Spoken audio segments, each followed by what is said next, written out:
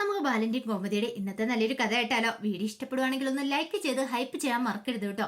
അങ്ങനെ നമ്മൾ കാണുന്ന ഒടുവില് ബാലിന് ശ്രീദേവിയും കൂടെ പച്ചക്കറി ലോഡുകാരന് പൈസ കൊടുക്കാനൊക്കെ ആയിട്ട് അങ്ങോട്ട് പോവാണ്. ആ സമയത്ത് രാമേട്ടൻ പറഞ്ഞു, എടാ ബാല, കഴിഞ്ഞ പ്രാവശ്യത്തെ ലോഡ് മുഴുവൻ കുറെ എല്ലാം ചീഞ്ഞായിരുന്നു, അത് മൊത്തം പൈസ കൊടുക്കേണ്ട കാര്യമുണ്ടോ? കൊടുക്കണം രാമേട്ടാന്ന് പറഞ്ഞിട്ടാണ് ശ്രീദേവിയും കൂട്ടിക്കൊണ്ട് ബാലൻ അങ്ങോട്ട് പോകുന്നത്. ബാലൻ പോയി കഴിഞ്ഞപ്പോ രാമേട്ടൻ ആകാശിനോട് പറഞ്ഞു, ബാലന്റെ ഒരു കാര്യം പറഞ്ഞാല് ഇവിടെ അരിക്കകത്തൊരു ഈച്ച വീണാനിട്ടുണ്ടെങ്കിൽ ആ അരി ചാക്കോടുകൂടി ബാലിനെടുത്ത് കളയും. എന്നിട്ടോ ചില കച്ചവടക്കാരെ കണ്ടില്ലേ, പുഴുത്തതും ചീഞ്ഞുപോയ എല്ലാ പച്ചക്കറിയും തരും. എന്നിട്ടോ ഇപ്പൊ കണ്ടില്ലേ ബാലന് ഫുൾ എമൗണ്ട് കൊടുക്കാൻ പോകുന്ന ഈ ബാലന്റെ ഒരു കാര്യം എന്ന് പറഞ്ഞു. അത് കേട്ട് കഴിഞ്ഞപ്പോ ആകാശ് പറഞ്ഞു, ഓ ഇത് ഈ 2026 പുതിയ ഹരിചന്ദ്രൻ അല്ലേ, ഇങ്ങയുടെ സ്വഭാവം ഈ ജന്മത്തിൽ മാറ്റാൻ പറ്റുമെന്ന് തോന്നില്ല. അപ്പോഴേക്കും രാമേട്ടൻ പറഞ്ഞു, എന്തിനാടാ മാറ്റുന്നേ, ബാലൻ നല്ലൊരു കാര്യമല്ലേ ചെയ്യുന്നേ. ശരിക്കും ഇത്ര വലിയ സൂപ്പർ മാർക്കറ്റ് ഒക്കെ വന്നിട്ടും ബാലന്റെ ഗോമതി സ്റ്റോഴ്സ് ഇവിടെ പിടിച്ചിരിക്കുന്നുണ്ടെങ്കിൽ ബാലനുള്ള ആ വിശ്വാസം കൊണ്ട് ആൾക്കാർ വീണ്ടും ഇവിടേക്ക് വരുന്നത്. അല്ലെങ്കിൽ വരത്തിലടാ, പുഴുത്തവും ചെയ്യുന്നതുമായ ഒരു കാര്യങ്ങളും കൊടുക്കില്ല എന്നുള്ള കാര്യങ്ങൾ ആൾക്കാർക്ക് നന്നായിട്ട് അറിയാന്ന് പറഞ്ഞു. ആ സമയത്താണ് ആനന്ദ് അങ്ങോട്ടേക്ക് വരുന്നത്. ആഹാ, ഇതാരാ ആനന്ദേണ്ടോ, എന്ത് പറ്റി? പതിവിലും വിപരീതമായിട്ട് ഈ വഴിക്ക് എനിക്ക് ഒരു ഡെലിവറി കൊടുക്കാനുണ്ടായിരുന്നു. പിന്നെ ഈ വഴി വന്നപ്പോ ഇവിടെ ഒന്ന് കേറിയിട്ട് പോവാന്ന് വിചാരിച്ചു. അത് കൊള്ളാന്ന് പറഞ്ഞു. അല്ല രാമേട്ടാ, ആ 25,000 രൂപയെ കുറിച്ച് വല്ല വിവരവും കിട്ടിയോ? ഇല്ലട മോനെ, ആരാ എടുത്തെന്നും അറിയത്തില്ല. അത് കേട്ടപ്പോ ആകാശ് ചോദിച്ചു, അല്ല ഇതെന്താ ആനന്ദേട്ടാ പെട്ടെന്ന് വന്നിട്ട് അതിനെക്കുറിച്ച് ഒരു ചോദ്യം? ആകാശേട്ടൻ എന്തെങ്കിലും സംശയം ഉണ്ടോന്ന് ചോദിച്ചു. ഇല്ല, ഞാനങ്ങോട്ട് ചോദിച്ചെന്നുള്ളൂ. അല്ല ആകാശേട്ടൻ വന്നിട്ട് പെട്ടെന്ന് അതിനെക്കുറിച്ച് ചോദിച്ചുകൊണ്ടാ.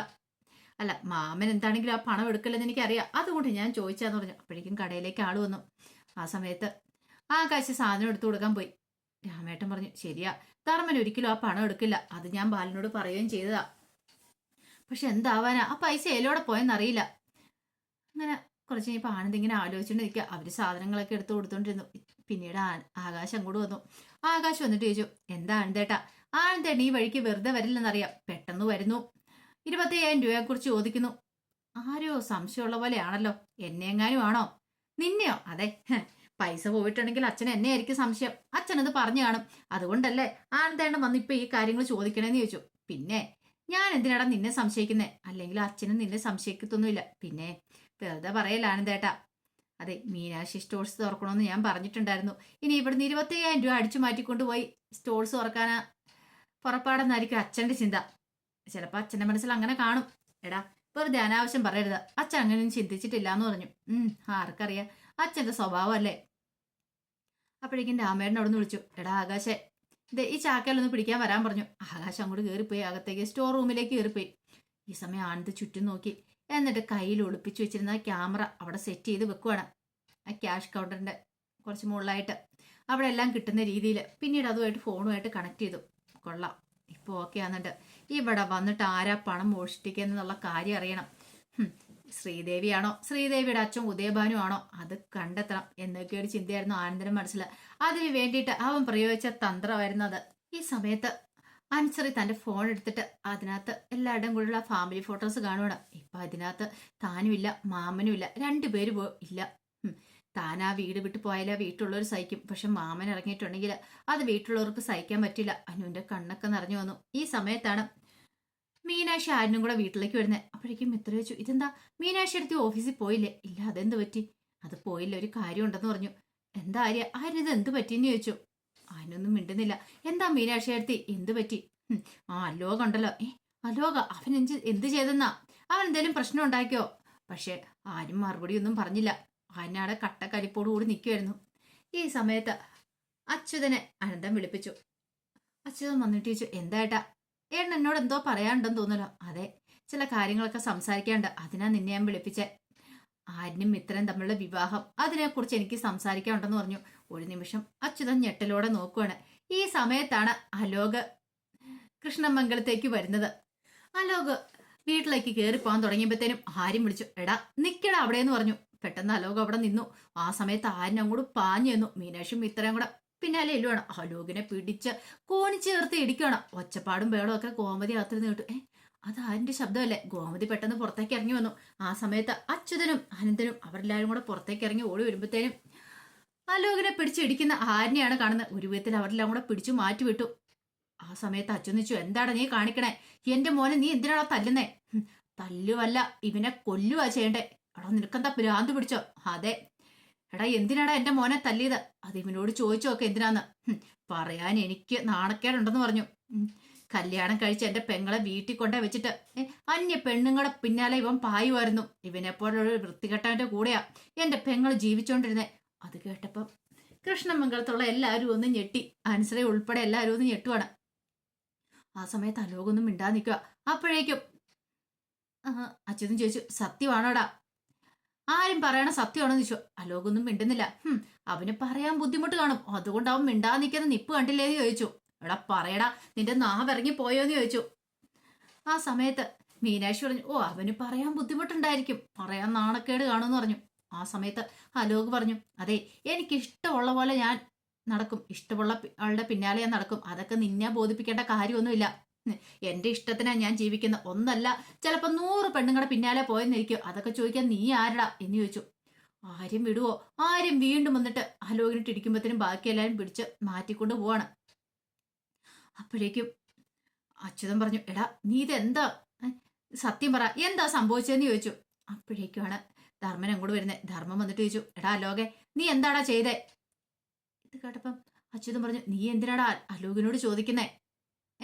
ആരിനോട് ചോദിച്ചൂടെ? അവനല്ലേ ഇവനെ തല്ലിയത്.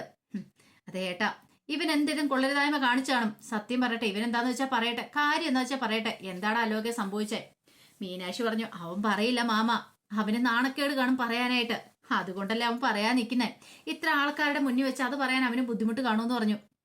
അപ്പോഴേക്കും ആര്യം പറഞ്ഞു, എന്റെ പെങ്ങളെ വീട്ടിൽ കൊണ്ട വെച്ചിട്ട് കണ്ട പെണ്ണുങ്ങളെ ബൈക്കിന് പിന്നാലെ കയറ്റി അവന്റെ ലീലാവിലാസങ്ങളൊക്കെ ആയിരുന്നു നടന്നേന്ന് പറഞ്ഞു. അതെ, ഞാൻ പറയുന്ന കള്ളമാണെങ്കിൽ എന്റെ കൂടെ മീനാക്ഷി അടുത്തി ഉണ്ടായിരുന്നു, ഏടത്തെയും കണ്ടതാന്ന് പറഞ്ഞു. അത് കേട്ടപ്പോ രാശ്രീ വന്നിട്ട് ചോദിച്ചു, സത്യമാണോടാന്ന് ചോദിച്ചു. അലോകൊന്നും മിണ്ടിയില്ല. എടാ നീ എന്ത് പരിപാടിയാ കാണിച്ചേ? ഒരു പെണ്ണിനെ പ്രേമിച്ച് വീട്ടിൽ കൊണ്ടേ വെച്ചിട്ട് പിന്നെ മറ്റൊരു പെണ്ണിന്റെ പിന്നാലെ പോന്നോ? നിനക്ക് എങ്ങനെ തോന്നടാ ഇതെന്ത് പരിപാടിയാടാ കാണിച്ചെന്ന് ചോദിച്ചോണ്ട് രാശ്രീ കരഞ്ഞോണ്ട് അങ്ങോട്ട് മാറി നിൽക്കുവാണ്. ആ സമയത്ത് അനന്തൻ ചോദിച്ചു, എന്താടാ അലോകെ ഈ കേട്ടതൊക്കെ സത്യമാണോന്ന് ചോദിച്ചു. അലോകൊന്നും മിണ്ടുന്നില്ല. ആ സമയത്ത് ആര്യം പറഞ്ഞു, അവന് പറയാൻ ബുദ്ധിമുട്ടുണ്ടായിരിക്കും, അവൻ എങ്ങനെ പറയാനാന്ന് ചോദിച്ചു. അപ്പോഴേക്കും അലോക് പറഞ്ഞു, എനിക്കൊരു ബുദ്ധിമുട്ടും ഇല്ലടാ, നിന്റെ പെങ്ങളെ കുറിച്ച് പറഞ്ഞല്ലോ, പിന്നെ എന്ന് വെച്ചാ നീയൊക്കെ ഇപ്പൊ ചോദിക്കാൻ വന്നേ, നിന്റെ പെങ്ങൾക്ക് നീയൊക്കെ 10-75 പവനും ഒരു കാറും 10 ലക്ഷം രൂപയും തന്നു വിട്ട പോലെയാണല്ലോ പറയണേ. അത് കേട്ടപ്പോ ആര്യം പറഞ്ഞു, എടാ എന്റെ പെങ്ങൾക്ക് നല്ലൊരു ആലോചന വന്നാ, ഈ പറയുന്ന തുകയെ കൊടുത്ത് അവളെ കെട്ടിക്കാനും ഇരുന്ന നല്ലൊരു ചെറുപ്പക്കാരനെ കൊണ്ട്, പക്ഷെ അവനെ വേണ്ടെന്ന് പറഞ്ഞോണ്ട് നിന്നോടൊപ്പം പോന്ന നീയല്ലേ പ്രേമോന്നും പറഞ്ഞോണ്ട് എന്റെ പെങ്ങളുടെ പിന്നാലെ നടന്ന് അവളെ വല വീശി പഠിച്ച്. ഇത് കേട്ടപ്പോ ഗോമതി പറഞ്ഞു, അതെ എന്റെ അനുവിനെ നീ വസ്താക്കി എടുത്തല്ലേന്ന് ചോദിച്ചു. അപ്പോഴേക്കും അലോ പറഞ്ഞു, പിന്നെ ഇവളെ എന്നെയാ ശരിക്കും കറക്കിയത്, ഇവള് കാരണം എന്റെ ജീവിതം തകർന്നു. അപ്പോഴേക്കും ആര്യം പറഞ്ഞു, അനാവശ്യം പറയരുത്. എടാ നിനക്ക് നാണം ഉണ്ടോടാ? നിന്റെ വിചാരം എന്താ? ഇവളെ കല്യാണം കഴിപ്പിച്ച് വീട്ടിൽ കൊണ്ടേ വെച്ചിട്ട് വേറെ ഏത് പെണ്ണിന്റെ പിന്നാലെ പോയാലും ചോദിക്കാനും പറയാനും ആളില്ലെന്നാ. വെറുതെയാടാ, അവൾ ഈ വീട്ടിൽ നിന്ന് പോയാലും അവള് ഞങ്ങളുടെ പെങ്ങള് തന്നെയാ. അവൾക്കൊരു ആപത്ത് പറ്റിയെന്ന് അറിഞ്ഞിട്ടുണ്ടെങ്കിൽ ഉണ്ടല്ലോ, ഞങ്ങൾ ഓടി വരും. അവളോടുള്ള സ്നേഹം ഈ കുടുംബത്തിൽ ആർക്കും കുറഞ്ഞു പോയിട്ടൊന്നുമില്ല. ഇതെല്ലാം കേട്ടുകഴിഞ്ഞപ്പോഴത്തേനും അനുവിനാണെ നല്ല സങ്കടമായി. എത്രമാത്രം എല്ലാവരും തന്നെ സ്നേഹിക്കണമെന്ന് മനസ്സിലായി. അപ്പോഴേക്കും ആര്യം പറഞ്ഞു, അവള് ഞങ്ങളുടെ പെങ്ങള് തന്നെയാ, അതിനിപ്പോ എത്ര കാലം കഴിഞ്ഞാലും മാറ്റം വരാൻ പോകുന്നില്ല. നിന്നെ പോലെ ഒരു ഫ്രോഡിനെ അവൾ തെരഞ്ഞെടുത്തു, അത് അവൾ ചെയ്ത തെറ്റെന്ന് പറഞ്ഞു. അത് കേട്ടപ്പോ അലോക് പറഞ്ഞു, അതേടാ ഇനി ഞാൻ പെണ്ണുങ്ങളെ പിന്നാലെ പോവും, നിനക്കൊക്കെ ചെയ്യാൻ പറ്റുന്ന എന്താന്ന് വെച്ച് ചെയ്യാൻ പറഞ്ഞു. അപ്പോഴേക്കും ആരിന് ദേഷ്യം വന്നിട്ട് ആരും വീണ്ടും അലോകിനെ തല്ലാൻ വന്നു. എല്ലാരും കൂടി ചേർന്ന് വീണ്ടും പിടിച്ചു മാറ്റി. ആ സമയം അനുശ്രീ അലോകിനോട് പറഞ്ഞു, അലോകെ ഇനി എന്റെ ചേണ്ട നേർക്ക് കൈ പൊക്കിയാലുണ്ടല്ലോ പിന്നെ ഞാൻ അടങ്ങിയിരിക്കില്ല എന്ന് പറഞ്ഞു. അത് കേട്ടപ്പോ അച്ഛൻ പറഞ്ഞു, ഓഹോ എടി നിന്റെ ഭർത്താവിനെ തല്ലിപ്പോ നിനക്ക് കുഴപ്പമില്ലായിരുന്നല്ലേ? അത് കേട്ടപ്പോ അനുശ്രീ പറഞ്ഞു, ഭർത്താവ് ഇവൻ ആ ചിന്ത ഉണ്ടായിരുന്നു, ഇവൻ ഇങ്ങനെയൊക്കെ ചെയ്യുമായിരുന്നു എന്ന് ചോദിച്ചു. അലോക് പറഞ്ഞു, ഇവൾ ഒറ്റ എഴുതി എന്റെ ജീവിതം നശിപ്പിച്ചേ, ഇവളെന്റെ ജീവിതത്തിലേക്ക് വന്നില്ലായിരുന്നെങ്കിൽ ഞാൻ നല്ല സുഖമായിട്ട് ജീവിച്ചാനും. എടാ അപ്പൊ നിനക്ക് പ്രേമമാണെന്നും പറഞ്ഞോണ്ട് ഇവളെ കൂട്ടിക്കൊണ്ടു പോയതോ?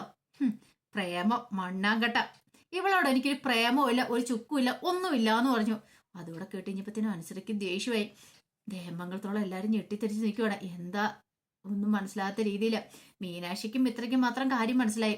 അപ്പോഴേക്കും അനുശ്രീ പറഞ്ഞു, ഏട്ടൻ ദൈവത്തെ ഓർത്ത് ഇവനെ തല്ലാനും പിടിക്കാനൊന്നും പോണ്ട, ആര്യം പറഞ്ഞില്ല, ഇവനെ ഞാൻ കൊന്നിട്ട് ജയിലിൽ പോയി കിടക്കത്തുള്ളൂ. ഇനി ഇവൻ ഇങ്ങനെ ആരുടെയും പിന്നാലെ പോയിട്ടുണ്ടെങ്കിൽ മനസ്സിൽ പറഞ്ഞു, എന്തിനാ ഏട്ടാ, അതിന്റെ ആവശ്യമൊന്നുമില്ല. ഇവനെ പോലെയുള്ള ഒരുത്തനെ കൊന്നിട്ട് ജയിലിൽ പോയി കിടക്കാനുള്ളതല്ല ഏട്ടന്റെ ജീവിതം. ഏട്ടന്റെ ജീവിതം അങ്ങനെ നശിപ്പിക്കാനുള്ളതല്ല. അതിന് ഇവൻ ആരാ? ഇവൻ എന്റെ ആരുമല്ല, എന്റെ ഭർത്താവ് വല്ല ഒരു തേങ്ങയല്ലെന്ന് പറഞ്ഞു. അപ്പൊ അത് കേട്ടപ്പോ കൃഷ്ണമംഗലത്തുള്ളവരും ദേവമംഗലത്തുള്ളവരും ഒരേപോലെ ഞെട്ടി അനുസരിച്ച് നോക്കുവാണ്. അപ്പൊ അതിന്റെ വിശേഷങ്ങളൊക്കെ എന്ന് കാണുന്നത്. ഇതിന്റെ ബാക്കി കഥകളുമായിട്ട് വൈകുന്നേരത്തെ പ്രമോയി വരാട്ടോ. ഒരിക്കൽ കൂടി എല്ലാവർക്കും ശുഭദിനം നേർന്നുകൊണ്ട് നിർത്തുന്നു.